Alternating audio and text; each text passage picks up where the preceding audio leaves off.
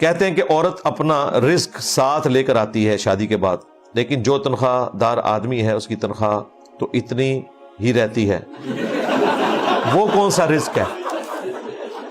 ہاں جی، میں بتا دیتا ہوں آپ کو. پہلی بات ہے یہ مطلب ایک سلوگن کے طور پر ہے، یہ بات ٹھیک ہے، اللہ تعالیٰ نے ہر بندے کا رزق لکھا ہوا ہے. باقی یہ جو تنخواہ کا اتنا رہنا، تنخواہ کم بھی ہو جائے نا تب بھی رزق بڑھ جاتا ہے بھائی. ہاں، رزق بڑھنے کے لیے تنخواہ کا زیادہ ہونا ضروری نہیں ہے.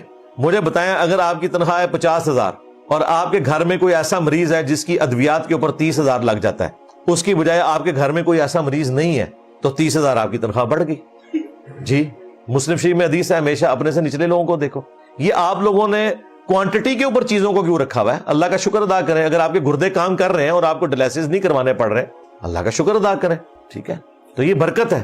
اور دوسرا، تھوڑی اپنی اداؤں پر بھی غور کریں، فضول خرچیوں کے اوپر بھی غور کریں کہ آپ اپنی تنخواہ کا کتنا حصہ کن کاموں میں لگا رہے ہیں جہاں پر لگنا بھی چاہیے تھا کہ نہیں. ایک غریب آدمی کا کیا کام ہے کہ روزانہ جو ہے وہ ہوٹل پہ بیٹھ کے تو 70-80 روپے کی دودھ پتی پیے؟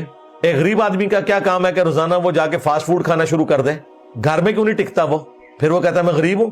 تو بھائی یہ تو مڈل کلاس لوگ بھی نہیں افورڈ کر سکتے. اور اس کے بعد نکلنا کیا ہے؟ صحت کی خرابی، پریزرویٹو فوڈز کھاتے ہیں، اپنے آپ کو برباد کر لیتے ہیں.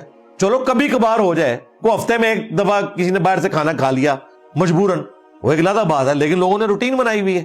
تو یہ چیز بھی دیکھیں. میں نے تو دیکھا عموماً لوگ فضول خرچی بہت زیادہ کرتے ہیں، اس کی وجہ سے پھر وہ رونا دھونا شروع کر دیتے ہیں. اور یہ غریب لوگ تو بعض اوقات اتنے ظالم ہیں، یہ اپنی تمام ضرورتیں امیروں سے لے کر پوری کر لیتے ہیں، وہ ضرورتیں جو امیر خود اپنی نہیں پوری کر رہے ہوتے.